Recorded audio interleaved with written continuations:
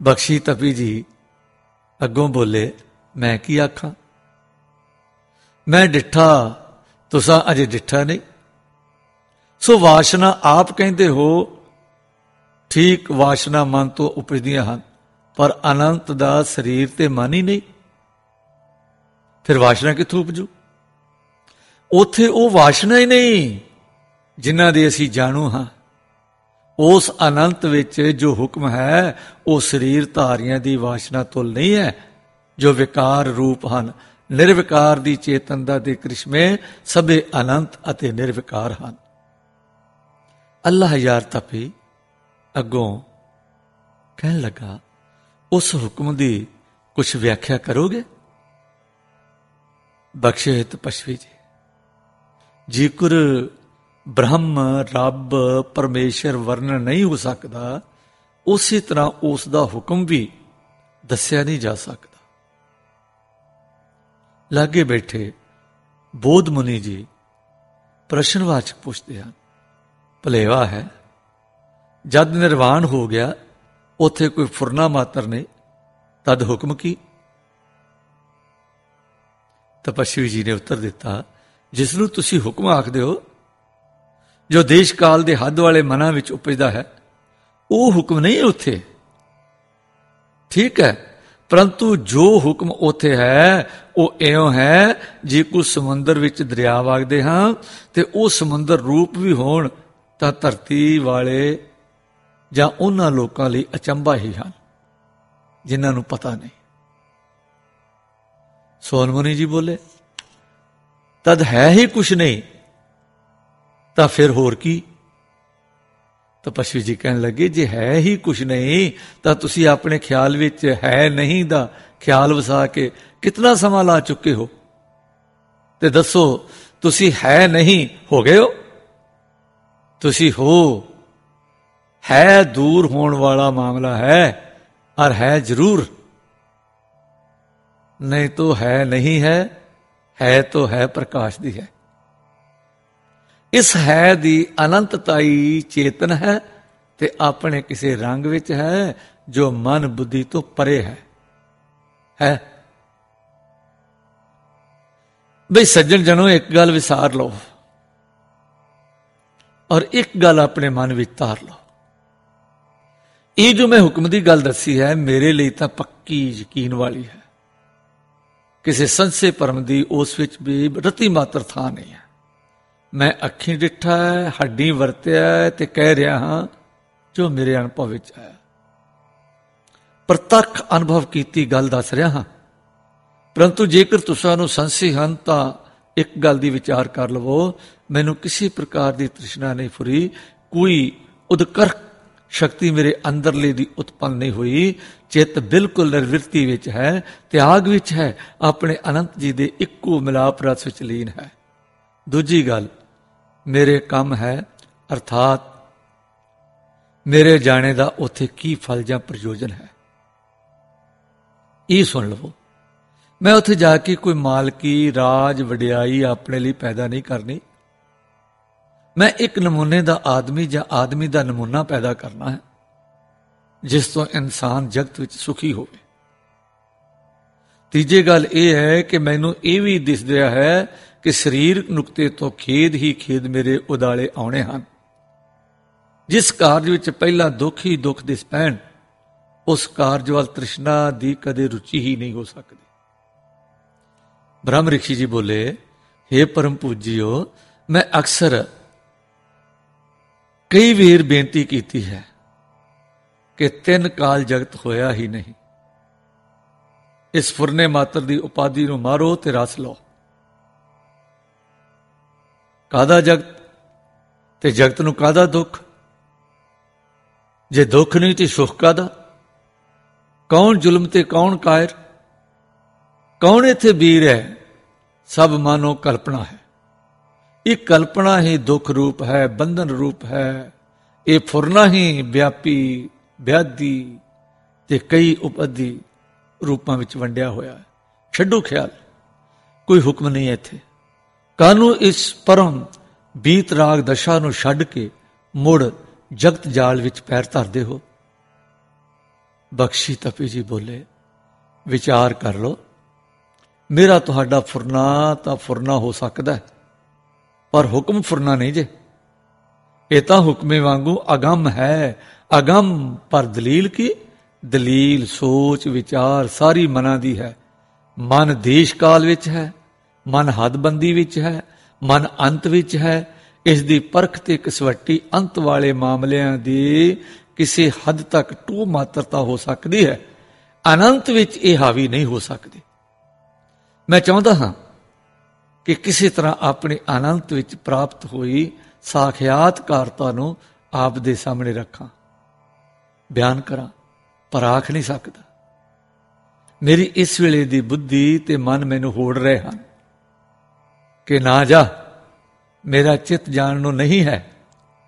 ਪਰ ਹੁਕਮ ਮੈਂ ਕਿਵੇਂ ਕਹਾਂ? ਕਿਹਾ ਨਹੀਂ ਜਾ ਸਕਦਾ। ਹੁਕਮ ਅਮਿਟ ਅਮੁੜ ਹੈ ਤੇ ਸੱਤ ਹੈ। ਸਾਰੇ ਬੋਲੇ ਰਲ ਕੇ, ਚੰਗਾ, ਸੂਰਜ ਅਸਤ ਦਾ ਵੇਲਾ ਹੋਇਆ ਹੈ, ਹੁਣ ਪਧਾਰੀਏ। ਫਿਰ ਵਿਚਾਰ ਸਹੀ। ਸਾਰੇ ਸੱਜਣ ਉੱਠੇ, ਨਮਸਕਾਰ ਕੀਤੀ ਤੇ ਆਪੋ ਆਪਣੀਆਂ ਗੁਫਾਵਾਂ ਆਦਿ ਵਿੱਚ ਚਲੇ ਗਏ। ਸਾਰੇ ਆਪ ਨੂੰ ਆਪਣਾ ਸ਼੍ਰੋਮਣੀ ਮੰਨਦੇ ਹਨ ਤੇ ਸਾਰੇ ਇਸ ਬਾਤ ਦੇ ਕਾਇਲ ਹਨ ਕਿ ਜੇ ਅਸੀਂ ਤਾਂ ਤਪ ਕਰ ਰਹੇ ਹਾਂ ਕਿ ਸਾਨੂੰ ਬਖਸ਼ਿਸ਼ ਦਾ ਦਰ ਮਿਲੇ, ਪਰ ਇਹਨਾਂ ਨੂੰ ਪਹਿਲੇ ਬਖਸ਼ਿਸ਼ ਹੋਈ ਹੈ ਤੇ ਫਿਰ ਤਪ ਇਹਨਾਂ ਦੇ ਸਪੁਰਦ ਹੋਇਆ ਹੈ। ਅੱਜ ਸਾਰੇ ਹੈਰਾਨ ਹੋ ਗਏ ਹਨ ਕਿ ਹੁਣ ਇਹਨਾਂ ਨੂੰ ਫਿਰ ਬਖਸ਼ਿਸ਼ ਹੋਈ, ਸਾਖਿਆਤ ਹੋਇਆ। ਫਿਰ ਜਗਤ ਜਾਲ ਦੀ ਦੁਰਗਮ ਮੁਸ਼ਕਲ ਯਾਤਰਾ ਇਹਨਾਂ ਦੇ ਸਪੁਰਦ ਹੋਈ ਹੈ। ਜਿੱਥੇ ਬਰਫਾਂ ਹੀ ਬਰਫਾਂ ਪਈਆਂ ਹਨ, ਉੱਥੇ ਨਾ ਸਰੋਂ ਫੁੱਲਣੀ ਹੈ, ਨਾ ਤੋਰੀਆ, ਨਾ ਸ਼ਗੂਫਾ, ਨਾ ਉੱਥੇ ਕੋਈ ਫੁੱਲ ਖਿੜਨਾ ਹੈ, ਨਾ ਕਣਕਾਂ ਨਿਸਰਨੀਆਂ। ਕੀ ਪਤਾ ਹੈ ਕਿ ਬਸੰਤ ਨੇ ਪੈਰ ਪਾਏ ਹਨ ਕਿ ਅਜੇ ਸਿਆਲਾ ਹੀ ਸਿਆਲਾ, ਠੰਡ ਭੰਨੀ ਜਾ ਰਹੀ ਹੈ। ਹੁਣ ਬਰਫ਼ ਨਹੀਂ ਪੈਂਦੀ, ਇਹ ਰੁੱਤ ਫਿਰੀ ਦੀ ਨਿਸ਼ਾਨੀ ਹੈ। ਜੇ ਭੰਗਾਰੇ ਪੈ ਗਏ, ਹੇਠਾਂ ਕਣਕਾਂ ਦੇ ਭੰਗਾਰੇ ਦਿਸ ਪੈਣਗੇ, ਕੋਈ ਸਿਓ ਆਦਿਕ ਬੂਟੇ ਵੀ ਸ਼ਗੂਫੇ ਛੱਡ ਦੇਣਗੇ, ਪਰ ਇਹ ਵੀ ਨੀਵਿਆਂ ਪਹਾੜਾਂ ਦੀਆਂ ਵਾਦੀਆਂ ਵਿੱਚ। ਉੱਚੇ ਪਹਾੜਾਂ ਦੀ ਤਾਂ ਗਤੀ ਹੀ ਹੋਰ ਹੈ। ਉੱਚੇ ਪਹਾੜਾਂ ਦੀਆਂ ਵਾਦੀਆਂ ਵਿੱਚ ਭਰ ਹੁਨਾਲੇ ਜਾਂ ਬਰਸਾਤੇ ਹੀ ਪਰਖਰੀ ਰੁੱਤ ਹੁੰਦੀ ਹੈ। ਹਾੜ ਸਾਵਨ ਤੇ ਭਾਦੋਂ ਹੀ ਉੱਚੀ ਥਾਈਂ ਜਾ ਸਕਦਾ ਹੈ। ਇਹ ਸਮਝੋ ਉੱਥੇ ਦੀ ਬਸੰਤ ਹੈ। ਸਪਤ ਸ੍ਰਿੰਗ ਦੀ ਬਰਫਾਨੀ ਧਰਤੀ ਸਾਵੀ ਸਾਵੀ ਹੋ ਗਈ ਹੈ। ਅਨੰਤ ਤਰ੍ਹਾਂ ਦੇ ਰੰਗਾਂ ਦੇ ਫੁੱਲ ਖਿੜ ਰਹੇ ਹਨ। ਅੱਜ ਧੁੱਪ ਖੂਬ ਚਮਕੀ ਹੈ, ਸਰਦੀ ਘਟੀ ਹੈ। ਸਾਰੇ ਸੱਜਣ ਉਸ ਤਪੋ ਭੂਮੀ ਤੇ ਫਿਰ ਇਕੱਠੇ ਹੋਏ ਹਨ। ਫਿਰ ਗੱਲਬਾਤ ਛਿੜੀ ਹੈ ਤੇ ਇੱਕ ਤਪੀ ਜੀ ਨੇ ਗੱਲ ਨੂੰ ਇਉਂ ਛੇੜਿਆ, ਹੇ ਸ਼੍ਰੋਮਣੀ ਜੀ, ਉਸ ਦਿਨ ਦੀ ਗੱਲਬਾਤ ਮਗਰੋਂ ਮੇਰਾ ਦਿਲ ਬਹੁਤ ਸੋਚ ਵਿਚਾਰ ਵਿੱਚ ਰਿਹਾ।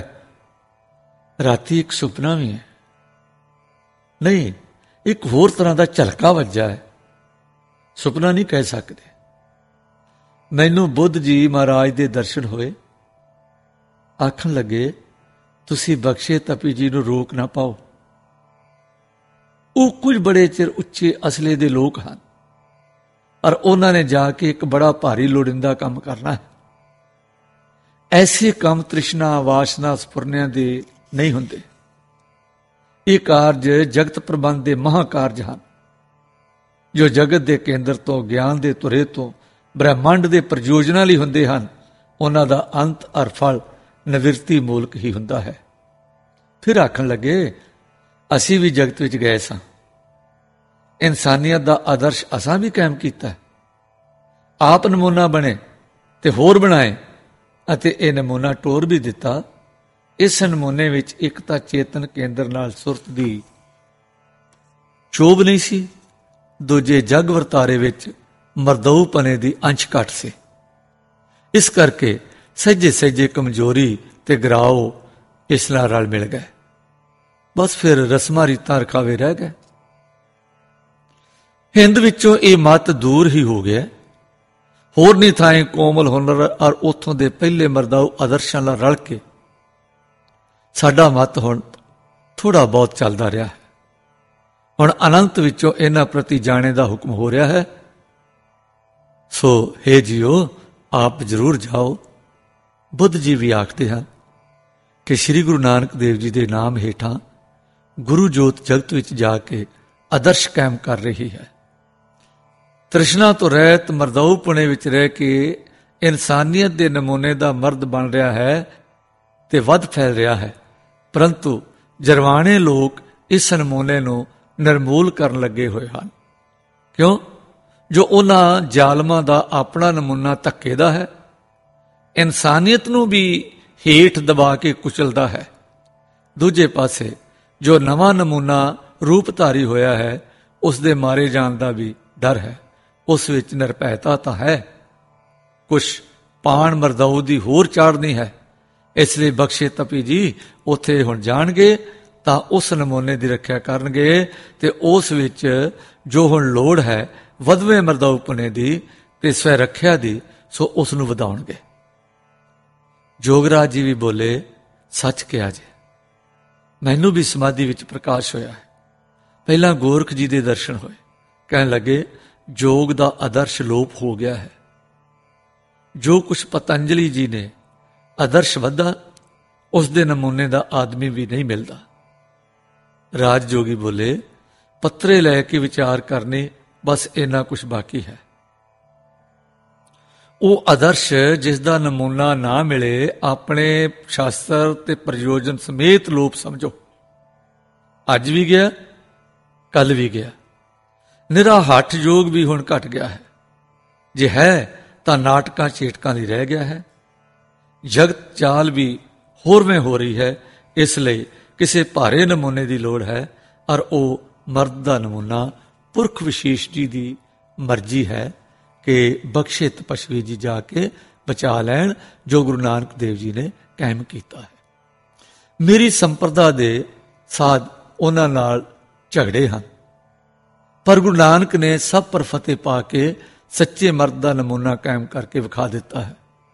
और 8 महापुरख इहो काम कर चुके हैं।